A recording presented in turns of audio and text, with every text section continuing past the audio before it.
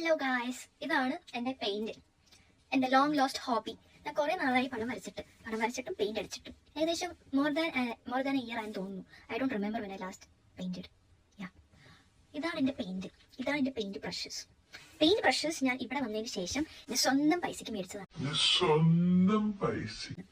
അത് ഉപയോഗിച്ചിട്ട് പോലുമില്ല. നല്ല ഭംഗിയുള്ള പെയിന്റ് ബ്രഷസ് ഒരുപാടുണ്ട്. മേക്കപ്പ് ബ്രഷസ് എന്ന് പറയത്തില്ലേ, അതുപോലെ പെയിന്റ് ബ്രഷസ്. ഇതെന്റെ ഫിയോൻസെ എനിക്ക് തന്ന പെയിന്റ്.